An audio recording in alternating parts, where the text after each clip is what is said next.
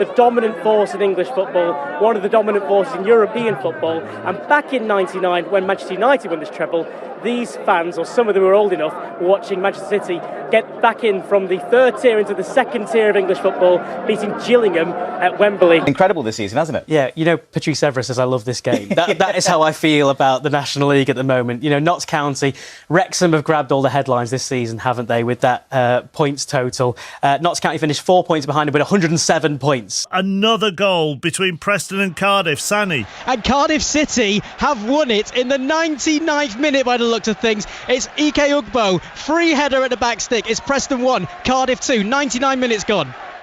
There's been a goal in League One. Let's go there to Fratton Park. Sanny Rudravajhala. It's Portsmouth 1, Carlisle United 0. And it's Connor Shaughnessy, the centre-back, up for a corner, booming the ball into the back of the net. Fratton Park are all on the speed. We're into the final minute of injury time here. It's Portsmouth 1, Carlisle United 0.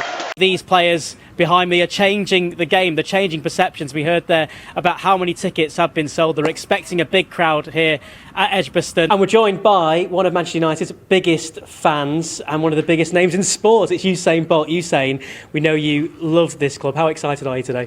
I'm happy. I'm always happy to be here. Now, Kim, give us a bit of insider insights here as someone who's won the US Open 3 times.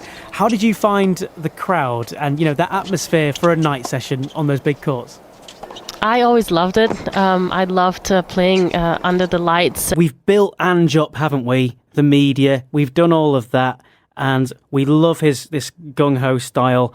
And now the chickens are coming home to roost. There's a lot on players there. I mean, we've seen stories everywhere. Like, you are just normal people. We're just normal people. And I feel like people sometimes don't make the difference between my person and what I do for a living. I mean, football is what I do, it's not who I am. Pep Guardiola is a legend at Barcelona as a player and, of course, as a manager. He knows La Liga really well. So asking him to reflect on this huge story, this racist abuse that Vinicius Jr. suffered at Valencia last Sunday, and the reaction around that, I thought was maybe the right place to go. Hopefully it can be one step to getting better in Spain, but I'm not really optimistic. Know a little bit the country, I'm not really optimistic. We know that you can have a very, very strict line sometimes. Do you stick to that with these players, or have you been able to give a bit more leeway to some than others? Yeah, but strict line, that is what the point. But the club asked me because there was no good culture before I entered last season. To set some standards, and that's what I did. Yeah, then it's my job to control the standards. What kept you going to watch your dad play when you would see that happening? Love football, man. It's my dream. All I could dream about as a kid was all I used to think about. I used to eat football, sleep football, dream football, play football, and that's the same for me now. What would your message be to any young player listening now? Maybe they're going through their own challenges as well. What would you say to them?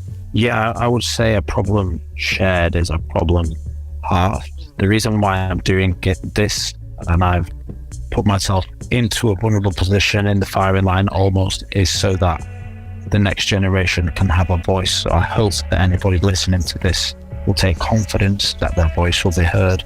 BBC Newsbeat. Another player as well who'll also be available, and if you've missed this, might be a bit of a surprise, Johnny Evans is back at Old Trafford at 35 years old. He left Leicester City in the summer once they were relegated. He actually went back to United and was playing with the under-21s and helping bring those players through. And clearly, whatever he's done there has inspired Erik ten Hag, his manager, to bring him in. So he has now signed on a one-year contract till the end of the season. 198 caps he's got, well, appearances he's got for Man United. So he'll be looking to get that 200th cap, I'm sure. A 3-time Premier League winner, League Cup, and a Champions League to boot. So those are the 3 names that we know have signed. One big name yet to come in, this Amrabat, Moroccan international, a ball winner, really great with the ball as far as possession's concerned. He's a player that Man United fans would love to see in a red shirt.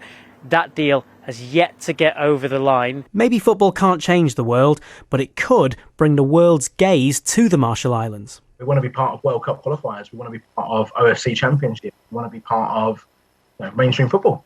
And I think in 10 years, there's no reason that wouldn't happen. The locals are dreaming big, and a new dawn is on the horizon. Sanny Rudravajhala, BBC News.